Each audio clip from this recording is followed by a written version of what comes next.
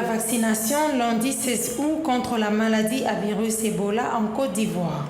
Ce pays connaît une résurgence de la maladie à virus Ebola pendant qu'il lutte contre la pandémie du Covid-19. C'est dans une communication du ministère de la Santé de la Côte d'Ivoire que cette nouvelle a été confirmée samedi dernier. Il s'agit d'un nouveau cas de la maladie à virus Ebola dans le pays depuis 1994. 27 ans après, tout commence lorsqu'une patiente venue de la Guinée a été testée positive après s'être installée à Abidjan, capitale économique de la Côte d'Ivoire. Selon l'OMS, cette Guinéenne de 18 ans avait été admise à l'hôpital pour une fièvre et les analyses ont prouvé que c'est la maladie à virus Ebola. Actuellement, elle est sous traitement et des personnes cibles sont en train d'être vaccinées, ont affirmé les autorités locales. Pour rappel, la Guinée est un pays frontalier de la Côte d'Ivoire comme le Libéria. Ces deux pays ont fait face à la maladie à virus Ebola en 2014 et 2016, avec plus de 2500 décès pour la Guinée et plus de 4800 morts pour le Libéria. Notons qu'au cours de ces mêmes années, l'épidémie de la maladie à virus Ebola a été notifiée en RDC et en Guinée, avec des nouveaux cas en 2020. Quel mécanisme la RDC compte-t-elle mettre en place pour lutter efficacement contre cette épidémie en ce moment où le pays n'a aucune infrastructure appropriée après avoir affronté plus de 10 vagues de maladies à virus Ebola? Nous y reviendrons dans nos prochaines éditions. La pollution des eaux du bassin du Kasaï, un des affluents du fleuve Congo, inquiète au plus haut niveau la population congolaise, plus particulièrement celle de cette région du pays. La rivière Chikapa, qui prend sa source dans les marins de Lundasoul en Angola, à quelques kilomètres de la rivière Kwango, est concernée par la pollution dans laquelle des milliers de poissons morts continuent à flotter sur les eaux. La situation n'a pas laissé indifférents quelques scientifiques congolais. C'est le cas de Jean-Louis Koagialo qui propose des pistes de solutions pour mettre à l'abri cette tranche de la population du pays et protéger les espèces aquatiques, une source importante des revenus de cette population. Je crois que le mieux à faire, c'est engager le processus de dépollution, n'est-ce pas, pour éviter le pire.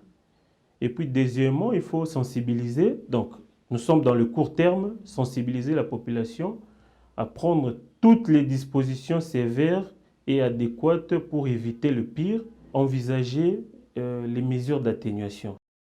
D'après certains témoignages contenus dans un rapport de Visioterra, c'est une usine de polissage des diamants de Lundasoul qui déverse des déchets toxiques dans cette rivière depuis fin juillet. Une digue de protection du bassin de rétention des eaux de lavage de la mine aurait cédé. Pour ces spécialistes en traitement, qualité et audit de l'eau, les réparations devraient commencer par ceci. J'estime que dans de pareilles circonstances, on ne peut pas s'improviser en expert parce qu'il y a des us et coutumes, également une approche méthodologique à suivre pour obtenir des résultats escomptés. Et la procédure à suivre devrait d'abord commencer par l'identification de la source de pollution, n'est-ce pas? C'est-à-dire on doit comprendre cette pollution qui est déclarée vient d'où? Cette situation a été évoquée au cours du dernier Conseil des ministres. Le chef de l'État a déclaré que la situation requiert une évaluation rapide des dégâts pour gérer efficacement les drames. L'agroforesterie a en effet un impact fort sur les stockages carbone aérien, mais aussi souterrain, rassure Jean-Claude Moulieli, ingénieur agronome. Enracinés plus profondément, les arbres permettent un meilleur stockage de carbone qui sera à terme mieux conservé par une activité biologique réduite du sol en profondeur. C'est l'acacia qui avait fait ses preuves, qui a montré ses preuves. En termes de croissance, en termes de la qualité du bois, vitesse de croissance, qualité de bois pour la carbonisation, en termes de restitution de la fertilité, et tout, c'est l'acacia qui a répondu positivement. C'est comme ça que la campagne a commencé. Outre Kinzono, on a fait les premiers essais de 500 hectares, mais quand le projet Mampou, qui était toujours dans cet ordre-là, avait été lancé, on a mis en place 8000 hectares avec la même espèce qui aujourd'hui a fait ses preuves. Et tous les projets qui viennent maintenant dans le domaine de l'agroforesterie ou qui viennent dans le domaine du boisement se servent de cette espèce Les types de plantes choisis et favorites dans la pratique de l'agroforesterie sont les acacias, arbres à croissance rapide qui ont également un impact du point de vue social, économique et environnemental. L'acacia, une forêt d'acacia a une grande influence que je peux répartir d'abord du point de vue agronomique. Si vous allez aujourd'hui, ça augmente la production. Dans la zone du plateau où il y a les acacias, on produit grandement, donc une augmentation de la production parce qu'il vous permet de travailler dans des conditions forestières.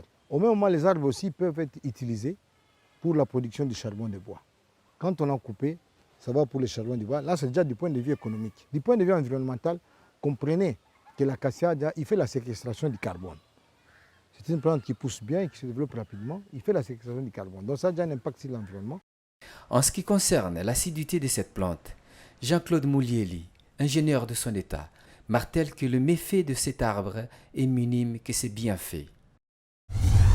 Quelques mois après la remise en service de la centrale hydroélectrique de Moba-Imbongo, les habitants de la ville de Guadoliti, chef-lieu de la province de Nord-Ubangi, replongent dans l'obscurité. Encore certains techniciens sur les lieux, les turbines de cette centrale font face au claquage des diodes de temps à autre. Par conséquent, il est impossible de desservir les courants électriques. Cette situation qui a influencé l'arrêt de la production de l'électricité dans cette contrée du pays paralyse non seulement l'entreprise, mais aussi les activités de la ville. Face à ces problèmes sérieux que connaît la province, les chefs d'entretien électronique de cette source d'énergie indiquent que son entreprise a déjà fait un rapport à la direction nationale à Kinshasa pour décanter la situation.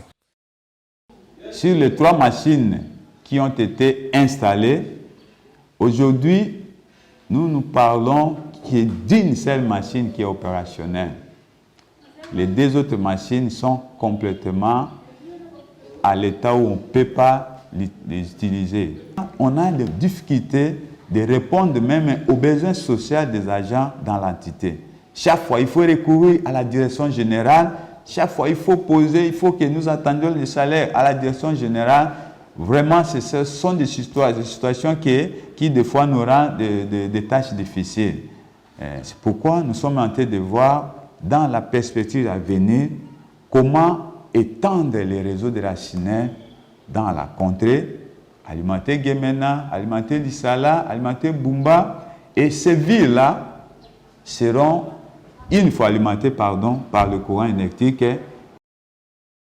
Nord-Ubangi, où la centrale hydroélectrique de Moba-Imbongo est érigée, vit les conséquences qui impactent sur les activités socio-économiques, voire socio-culturelles. C'est le cas des maisons d'alimentation, les chambres froides, les bureautiques et cybercafés et tant d'autres maisons d'abonnés. La population dans le noir sollicite l'intervention urgente de la hiérarchie, mais pour cet ingénieur, il y a problème se situe à ce niveau.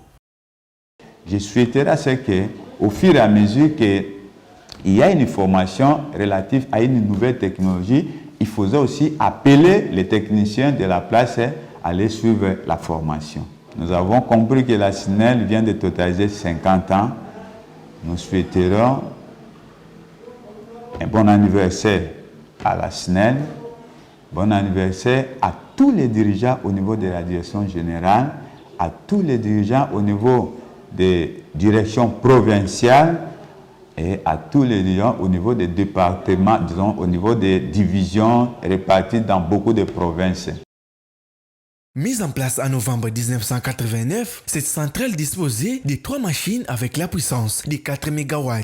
En arrêt depuis 27 mai 2018, les barrages avaient cessé de fonctionner au niveau des lignes de ces machines. Plusieurs missions de la direction générale ont été menées et en avril 2020, la centrale avait été remise en marche. Rappelons qu'ici, depuis 2018, un fonds de 22 millions de dollars américains avait été alloué par la Banque mondiale pour la réhabilitation des 3 turbines du réseau de transport et de distribution de l'énergie à travers la ville de Guadoliti et ses environs.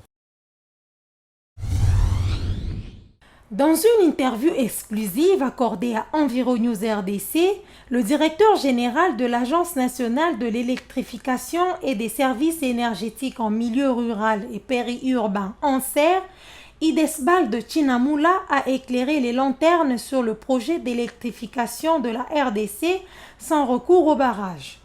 Ce projet d'électrification des zones rurales, initié par le chef de l'État Félix-Antoine Tshisekedi Tshilombo, à quoi consiste-t-il? Le fonds Mouinda qu'on a lancé depuis janvier de cette année permet de connecter les ménages. Donc c'est un fonds qui va permettre d'accorder des subsides aux ménages pour pouvoir accéder à des solutions énergétiques offertes par les entreprises à ce jour. Il faut reconnaître qu'il y a la grande contrainte pour l'accès à l'électrification dans les milieux ruraux. Il y a l'offre qui n'existe pas, qui est faible, mais il y a aussi l'autre élément, c'est que la demande aussi, elle existe, mais les revenus sont faibles. Ce qui fait qu'aujourd'hui, le fonds Mouinda permet effectivement aujourd'hui de pouvoir suppléer au pouvoir d'achat très faible des ménages pour les aider à accorder un revenu. En fait, c'est une ressource qu'on leur apporte. C'est en date du 6 août que les travaux d'essai d'électrification du quartier Mikondo de la commune de Lansele, appelé Njili Brasserie, ont été inaugurés, mais la population sur place se demande comment l'énergie solaire peut subvenir aux besoins de tous les ménages.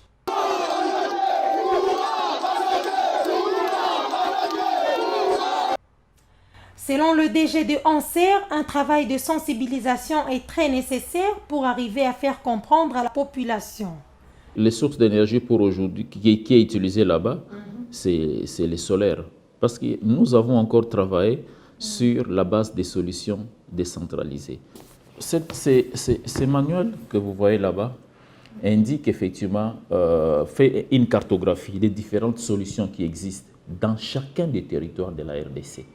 Chacun des 145 territoires de la RDC a un menu approprié pour son électrification. Contrairement à l'extension du réseau, où nous étions tous connectés sur Inga qui est ici, Inga se trouve quelque part ici, et on a de la peine à connecter l'ensemble du pays sur Inga.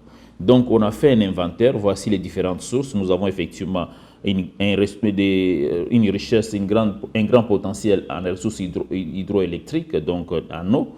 Les cours d'eau que nous avons, ça produit beaucoup d'énergie. On parle de 100 000 MW, ne fût-ce que sur la ressource en eau. Mais nous avons un potentiel immense en solaire qui n'est pas exploité. Pour ça que nous avons du travail à faire dans la vulgarisation de la nouvelle loi, la vulgarisation, la sensibilisation. C'est un chantier, un grand chantier immense qui nous attend. Grâce à ce projet, tous les territoires de la RDC pourront désormais être électrifiés. La carotte est une plante herbacée annuelle à longue racine pivotante, les plus souvent blanchâtre ou orange, épaisse et allongée, charnie, douce et comestible. La tige, haute de 30 à 80 cm, est rigide. Les feuilles radicales sont en rosette à la base, ressemblant à celles de la carotte sauvage, mais un peu plus larges dans leur pourtour. Bien qu'elle soit moins consommée en République démocratique du Congo, la carotte fait partie des légumes les plus consommés sous d'autres cieux, comme en France. Pour cause de sa saveur douce et sucrée, c'est prête à toutes les associations en cuisine et séduit les petits comme les grands. Ce succès est une excellente nouvelle puisque le profil nutrition de la carotte est remarquable et unique. Pour ces nutriments, un grand verre de jus de carotte contient moins de 100 kilocalories, très peu de matières grasses, des protéines, des glucides et quelques fibres. Il est riche en potassium, en vitamine C, en thianine,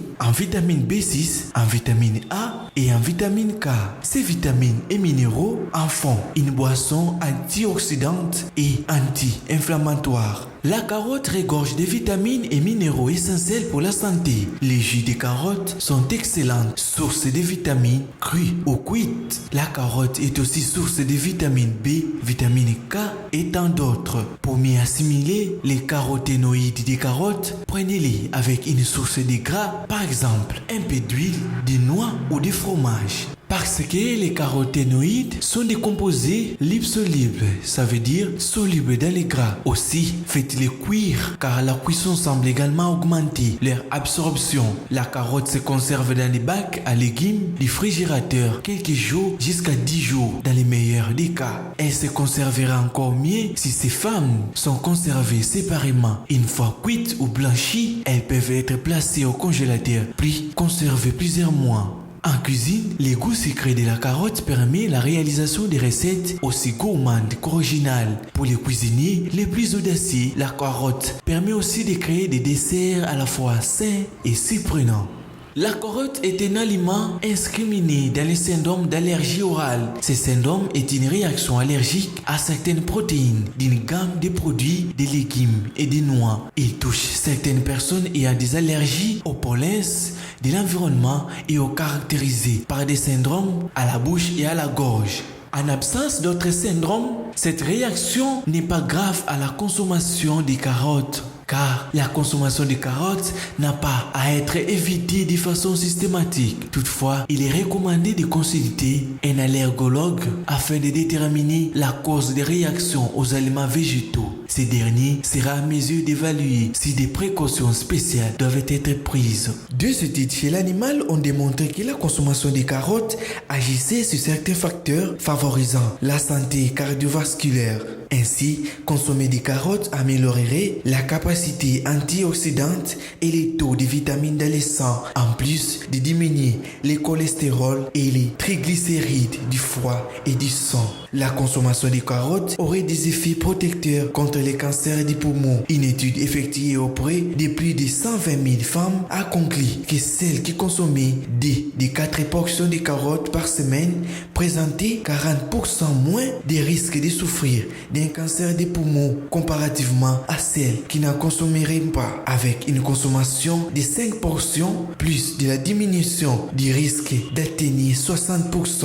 Par ailleurs, une étude d'observation a permis de constater que les personnes qui consommaient des portions ou plus de carottes ou d'épinards par semaine avaient 44% moins de risques d'avoir un cancer du sein que celles qui n'en consommaient pas. En dehors du jus, la carotte accompagne plusieurs repas au quotidien. Cet additif dans la préparation des gratins et des biscuits, dans certaines préparations, elle est un allié efficace. Les principaux caroténoïdes regroupés dans la carotte, cuite, crue ou en jus, sont les bêta-carotènes et la lithéine. Les caroténoïdes sont des composés ayant outre des propriétés antioxydantes, c'est-à-dire qu'ils sont capables de neutraliser les radicaux libres du corps. La consommation d'aliments riches serait reliée à un risque moindre de souffrir de plusieurs maladies comme les cancers, les maladies cardiovasculaires et certaines maladies liées au vieillissement, par exemple la cataracte. Plusieurs caroténoïdes sont également des précurseurs de la vitamine A, c'est-à-dire que le corps les transforme en vitamines.